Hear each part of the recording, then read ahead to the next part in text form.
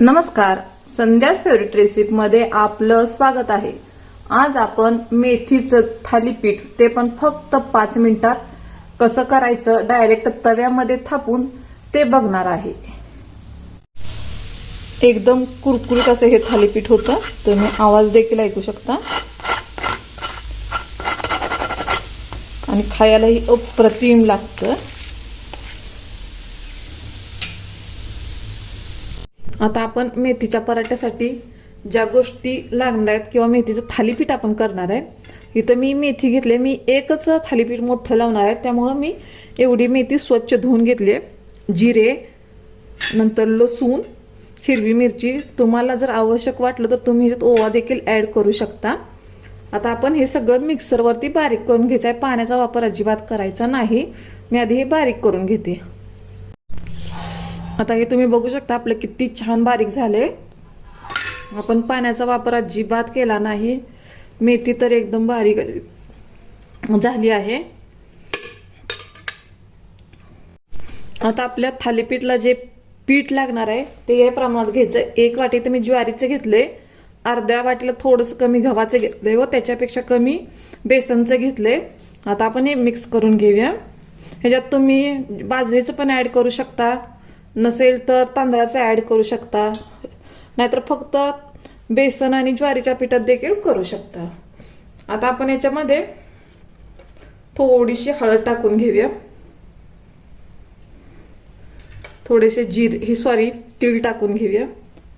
आपण तयार केलेला मसाला मेथीचा ती टाकून घेऊया।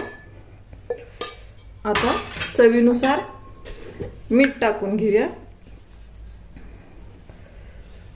मिठाचं प्रमाण थोडंसं जादा, मला हातानेच टाकायची सवय आहे। आता आपलं हे पूर्ण तयार झाले। आता याच्यात थोडंसं आपल्याला तेल टाकायचं, जेणेकरून आपलं थालीपीठ एकदम खुसखुशीत होईल। त्यानंतर पोह्याच्या 1 चमच्याने तेल टाकले मी। आता हे शक्यतो ह्याच्यातच मळलं जातं, नसेल तर थोडासा पाण्याचा हात घेऊन घट्टसर असा गोळा करून घ्यायचा। मला थोडंसं पाणी लागतंय, आता थोडं थोडं करून मळून घेते। पातळ नाही मळायचा, घट्टच मळायचा। आपण भाकरीला कसं करतो त्या पद्धतीने मळून घेऊया। तुम्ही बघू शकता आता हे छान असं मळलं गेलंय। हे गव्हाचं पीठ बेसनचं असल्यामुळे खाली चिटकलंच जातंय। अशा प्रकारे आपला हा गोळा तयार झालाय, घट्टही नाही पातळही नाही। आता आपल्याला काय करायचंय, थोडासा तेलाचा हात घ्यायचा, थोडासा पाण्याचा हात घ्यायचा। गॅसवरती मी लोखंडी तवा गरम करण्यासाठी ठेवलाय। तर अशा प्रकारे होईल तेवढा हातावरती थापून घ्यायचं।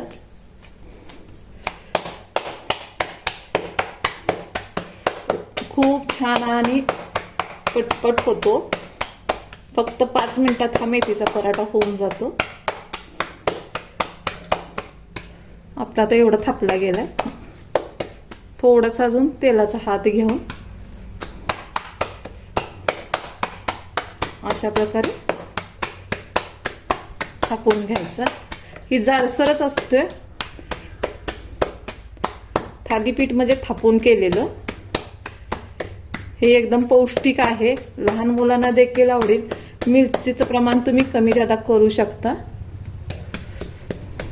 अशा प्रकारे आता आपले हे झालं। तर तव्यात आपण काय करायचं, आता आपण हे गॅसवरती लोखंडी तवा गरम करायला ठेवलाय, त्यात साधारण असं 1 चमचा तेल ओतायचं, पूर्ण तव्याला पसरून घ्यायचं, जेणेकरून आपलं थालीपीठ खाली चिकटलं जाणार नाही।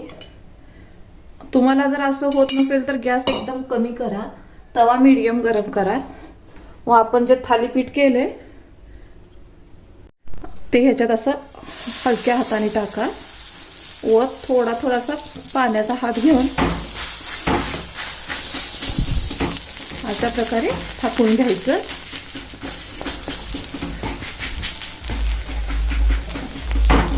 हे एकदम असं पातळ करायचं नाही, हलकंसं जाडच ठेवायचं। तुम्हाला जर गरम तव्यात येत नसेल तर तुम्ही तवा गार असताना तसं थालीपीठ लावून तव्यावरती ठेवू शकता, म्हणजे गॅसवरती ठेवू शकता.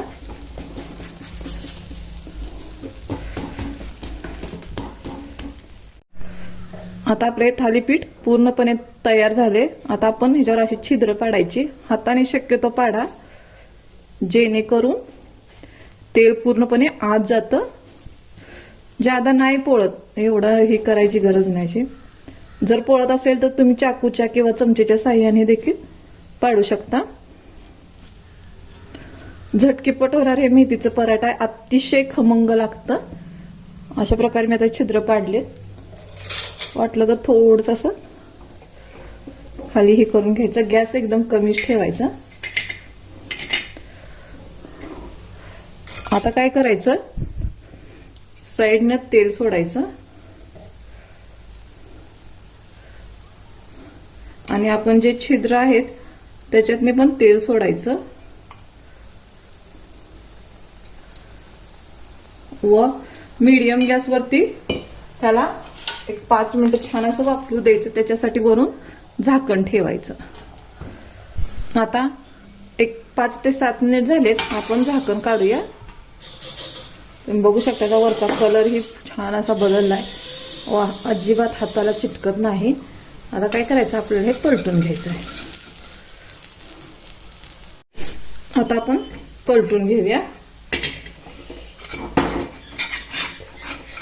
थोडंसं चिटकण्याची शक्यता असते, काही हरकत नाही, काढून घ्यायचं. तुम्ही बघू शकता किती छान आणि खरपूस आपलं हे झालं आहे. आता तेल टाकून दोन्ही ह्या आता खालच्या बाजूने 5 मिनिटं भाजून घेऊया.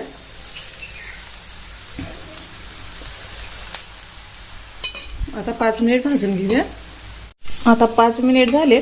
आपण अजून एकदा हे पलटून घेऊया. बघू शकताय तुम्ही किती छान आणि एकदम कुरकुरीत झाले. आवाज देखील येईल. किती छान असं हे थालीपीठ झाले. नक्कीच रेसिपी ही ट्राय करा, तुम्हाला खूप आवडेल. धन्यवाद.